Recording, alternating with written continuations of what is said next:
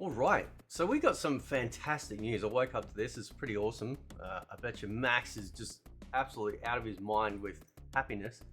And that is Marvel vs. Capcom Collection has been announced. Now, back on the 23rd of August, in the year of our Lord of 2022, right? As you can see right here, I actually predicted that this should be the next collection that they should do, except I call it the Capcom Versus Collection, which I can't remember all the details in the video, but it pretty much ended up being just, everything that I think that they put in there and then some. All right, so we'll just play this. I won't play the audio because I have a feeling that some of the music might be actually like naughty for YouTube. But we get all of the Versus games. We get X-Men Children of the Atom, Marvel Superheroes, X-Men vs Street Fighter, Marvel Superheroes vs Street Fighter, Marvel vs Capcom, and Marvel vs Capcom 2, and of course a bonus game being The Punisher, which it appears like everything's got online play as well. There's going to be some more information too I'm going to share with you because there's a lot going on with this, which is really nice. But this is actually really good. This is building off the back of what we actually got with the Street Fighter collection that we got a few years back. So now they've done another massive collection. So Capcom are really bringing the big guns. They really wanted to make sure that when it comes to fighting games, consider them to be the first and foremost of them. And of course, as a Mortal Kombat fan, this is absolutely frustrating. Frustrating beyond measure that we don't get any sort of collection like this for our own games. But I remember seeing and playing these not only in the arcade, but I remember when they brought out the home console versions, right? And there was a big thing because the Sega Saturn was actually the one that, when it came to the Versus games, actually was the superior versions because you could actually have the ability to swap between like the characters in X-Men and X-Men vs Street Fighter and Marvel Superheroes vs Street Fighter. There we go. I'll get it eventually, right? Anyway, so the way that the way it works on the PlayStation 1 is that you could choose your tag character, right? But you couldn't swap them in real time, so you had to wait, right? So you either beat each other up, and then the next character would jump in for the next round. Whereas in Sega Saturn version, it was just like it was in the arcade, right? So yeah, the Sega Saturn, because it had the extra memory, was able to do that, which is, like that was a huge thing. That was a huge thing back in the day. And of course now, obviously, we get this fantastic collection. Looks like they've gone to town when it comes to making sure that it's not just the games in there, but it's also a lot of different online features. We got like training modes for it as well. We've got different like artwork and all that sort of jazz. So they've really just gone all out, and this is gonna blow up. Like, this is coming out on Steam, which is great. I think it's coming out on all the consoles as well. So this is going to be really good.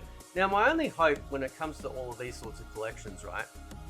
And I'm hoping that they do another collection because what we need, right? What we need and what's really missing is the Street Fighter Alpha 3 home versions, right? Because we got Street Fighter Alpha 3 in the Street Fighter collection, which was great, but we're missing all the additional characters that the home console version got, the PlayStation 1, and then of course the PSP one, the Dreamcast.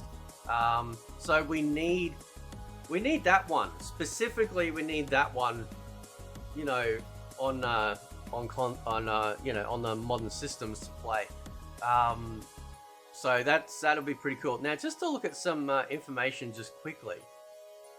So this is by Fighting Game Anniversaries. It says, for the Marvel vs. Capcom Fighting Collection, changes were made from the original arcade versions of the respective games to make some previous unplayable characters selectable, including Juggernaut and Magneto in X-Men Children of the Atom, Doctor Doom, Thanos, and Anita for Marvel Superheroes, and then Cyber Akuma in Marvel Superheroes vs. Street Fighter as well, which is really cool, right?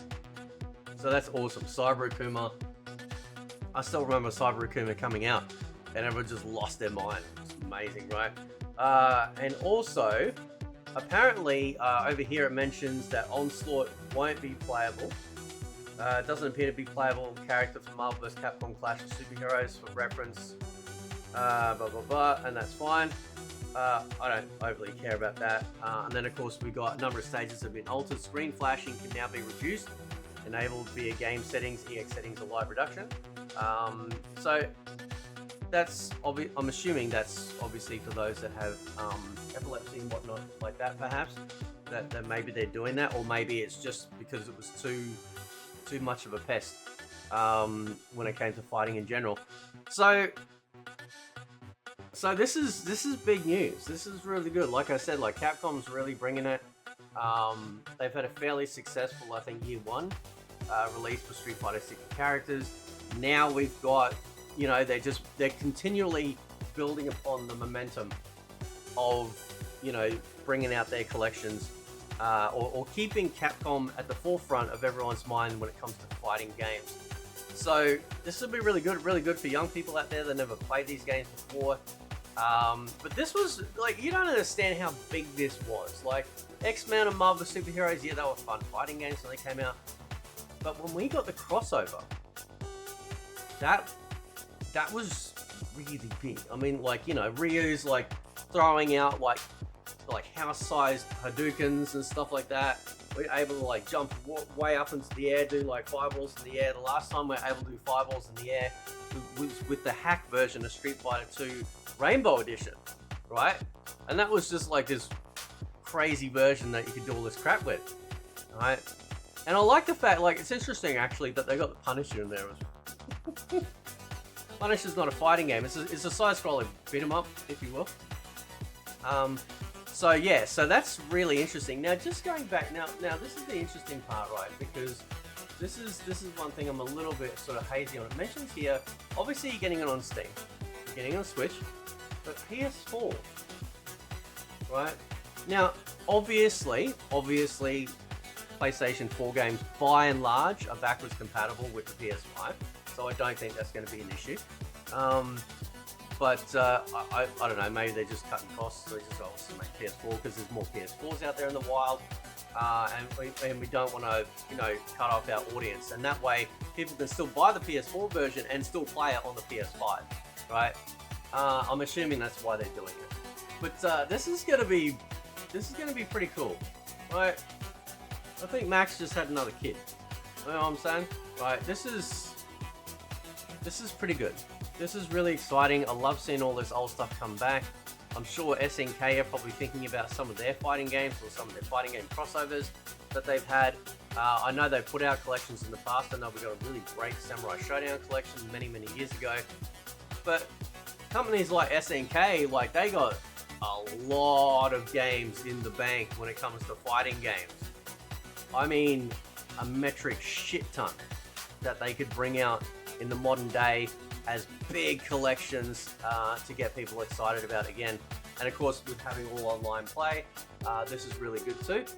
So this is the Marvel vs. Capcom 2 is going to be the big one. That's the big one. That's the jewel. That's the diamond in the entire shop when it comes to this collection. That's the one that a lot of people are probably going to be gravitating towards, and especially like playing online. It's going to be pretty psychotic. So anyway, guys, let me know what you think of this collection that is coming out. I don't think it actually has a release date. It just says 2024. So it's looking real, like this is done so well, man. It's about time. It's about time. And now it's going to be immortalized, especially as I'm a PC fighting game person. You know, sort of I always champion for PC like fighting games. Just simply because we are the lower rung compared to everyone else. So this is really good. It immortalizes it on the platform, forever be there. Great news. Well done, Capcom. And well done to everyone. I know Max was doing the whole, you know, free Marvel vs. Capcom 2, and now it's finally here. So anyway, guys, catch you next time.